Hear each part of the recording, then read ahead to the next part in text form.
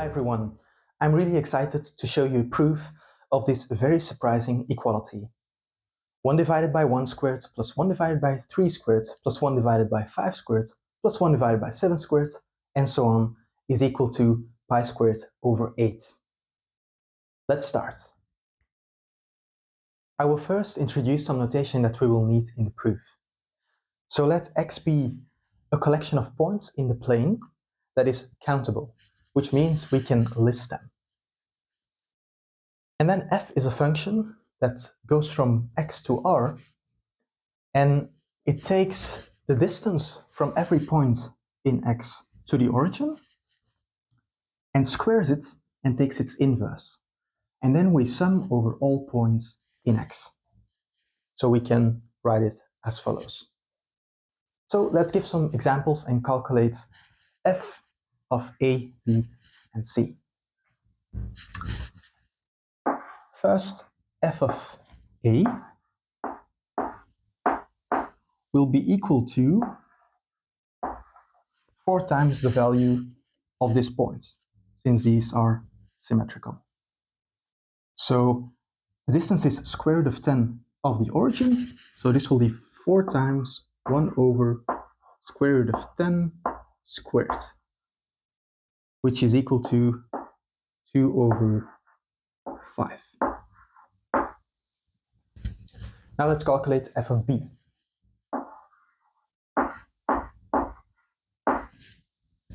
Now b is a spiral where this is length 1, then square root of 2, square root of 3, square root of 4, square root of 5, and so on to infinity. So f of b is equal to 1 plus 1 divided by square root of 2 squared, which is 2, plus 1 over 3, plus 1 over 4, and it is this infinite sum, which you all know is equal to infinity. Last but not least, let us calculate f of c. F of c is perhaps the easiest. It's 1 divided by square root of 5 squared, so 1 over 5, plus 1 over 5. So we get 2 over 5. Now we decided that x is equivalent to y if f of x equals f of y. So we can say that c is equivalent to a. Since 2 over 5 equals 2 over 5. Now f of b equals infinity, so b is not equivalent to a and not equivalent to b. Now for the big proof, we will also need a small result, which is the inverse Pythagorean theorem. So I will prove that first.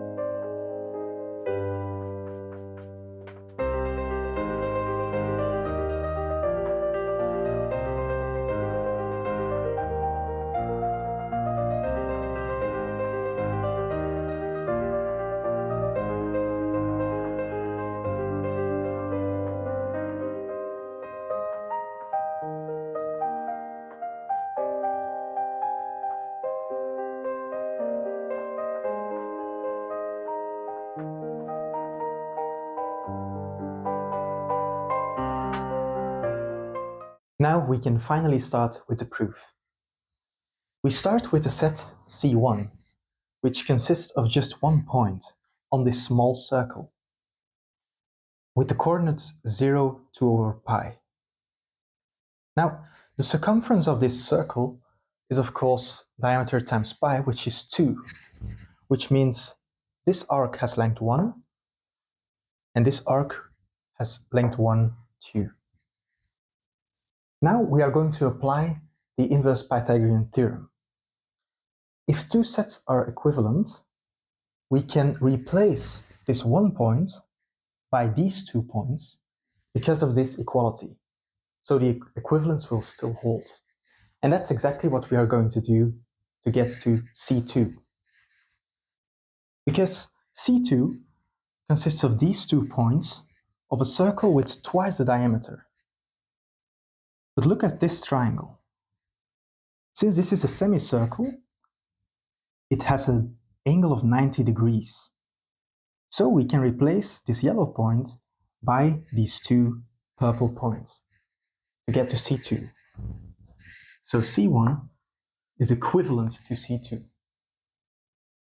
We now do the same with this purple point. We look at this triangle,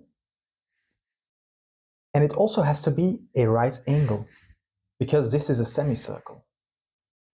So we can replace the purple point by these 2 green ones. And the same with this point, symmetrically.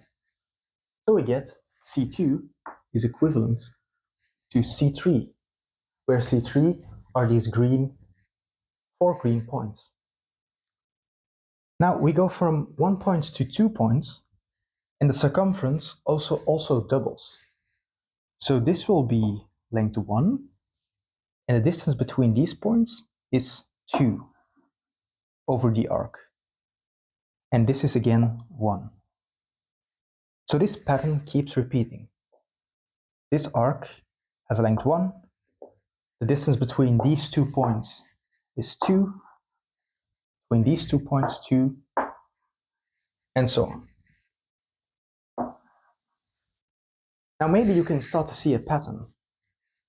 C4 will consist of 8 points on an even bigger circle. And this will still hold. So now try to think what happens if we take the limit of Cn when n goes to infinity. Maybe this will help.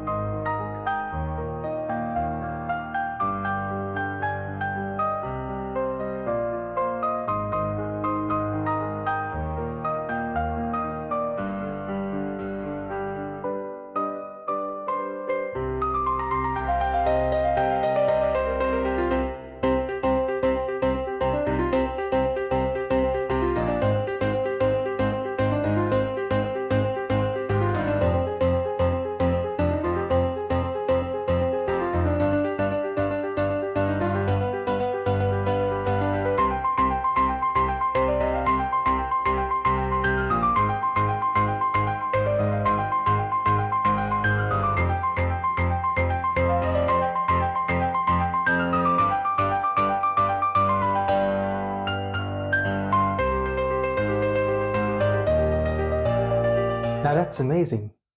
Remember, we started with this one point, this yellow point, C1. And then we constructed equivalent sets, C2, C3, C4. And the limit, C infinity, happens to be the following set. 1, 3, 5, 7, 9, on to infinity, and -1, -3, -5, and so on to infinity. So let's now finish the proof. We know that C1 is equivalent to C infinity, which means f of C1 is equal to f of C infinity. Now remember how to take this function. Of the yellow point, it is really easy. It is just equal to 1 divided by 2 over pi squared, this distance. Now this must be equal to dot, dot, dot, 1 divided by -9 squared,